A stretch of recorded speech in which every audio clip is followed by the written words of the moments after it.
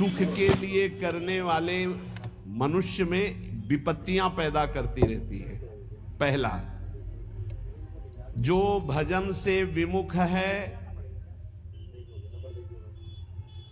और स्वार्थ परायणता में रत है।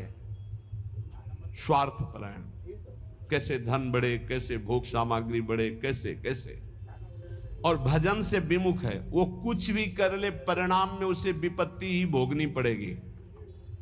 वैसे हमें लगता है ये लिख लेना चाहिए, बिना भजन के कुछ भी कर लो परिणाम में आपको विपत्ति भोगनी पड़ेगी। हनुमान जी महाराज कहे, हनुमंत विपत्ति प्रभु सोई, जब तो सुमिरन भजन न होई। चाहे कुछ भी हो, नौकरी कर रहे हो, किसानी कर रहे हो, गृहस्थी, कुछ भी हो, नाम जप जरूर करो, तुम्हें विपत्तियों से बचा लेगा नाम जप। दूसरा, जो शरीर में शैतान वास करते हैं, उन शैतानों को जो अपने अधिकार में नहीं लिया उसको विपत्ति प्राप्त होती। शैतान काम, क्रोध, लोभ, मोह, मद, मत्सर, ये दुराचार कराने वाले शैतानों को जो अपने अधिकार में नहीं ले लेता, उनके अधिकार में समर्पित हो जाता है, उसको विपत्ति पे विपत्ति भोगनी पड़ती है। पहला, जो नाम जप ना करके केवल स्वार्थ के कार्यों में रत रहता है, कुछ भी कर ले विपत्ति भोगनी पड़ेगी।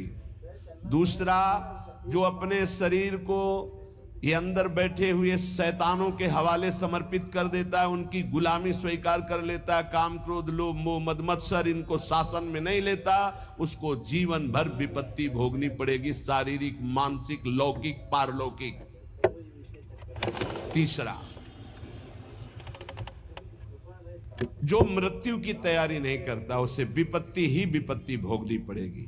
मृत्यु की तैयारी कई बार चर्चा हो चुकी है। मृत्यु की तैयारी, यहां जीने की आशा में सब लगे हुए हैं, लेकिन मृत्यु की तैयारी कौन कर रहा है? वही जो गुरु कृपा पात्र है, वो मृत्यु की तैयारी कर रहा है। नहीं, सब बैंक बैलेंस की तैयारी कर रहे हैं, सब नाना प्रकार के भोग इकट्ठे करने की तैयारी कर रहे हैं। तुम्हारे बाप बाबा तुम्हें इतना कमा के नहीं देंगे कि तुम बैठे बैठे खाओ, तो तुम कमा के जब इतना जाओगे ना, तो ये बैठे बैठे इतना उपद्रव करेंगे कि जेल जाएंगे, नरक वाले काम करेंगे। नहीं, ये सुधरेंगे। ये सुधरेंगे तब जब इनको ठोकरें लगेंगी और स्वयं में ये तैयार होंगे, तब ये लोक परलोक संभाल लेंगे। ये भोग सामग्री से सुधरने वाले नहीं। अगर आप सोचते हो अपने परिवार को मैं इतना भोग सामग्री इकट्ठा कर दूंगा सुखी हो जाएंगे, तो अपने परिवार की दुर्गति का स्थान बना करके जा रहे हो। परिवार को सतमार्ग, धर्मयुक्त बनाकर जाओ तो सुखी रहेंगे। अधर्म से कमाए हुए धन से परिवार को सुखी करने की चेष्टा करने वाला हर समय विपत्ति में ही फंसा रहेगा समय आने पर।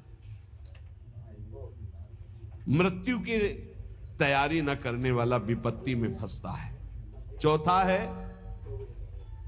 जो दूसरे के रिझाने में पूरा जीवन बर्बाद कर देता है। दूसरे के रिझाने, ईश्वर से विमुख होकर दूसरों को संतुष्ट करने में पूरा जीवन व्यतीत कर देता है, उसको विपत्ति भोगनी पड़ती है। पांचवा, जो सतोगुणी भोजन, सतोगुणी वार्ता, सतोगुणी कार्यों को छोड़कर राजसिक और तामसिक भोजन करता है, राजसिक तामसिक क्रियाएं और वार्ता करता है, उसे विपत्ति भोगनी पड़ती है। छठवां, जानते हुए अपने दोषों का समर्थन करता है और दूसरे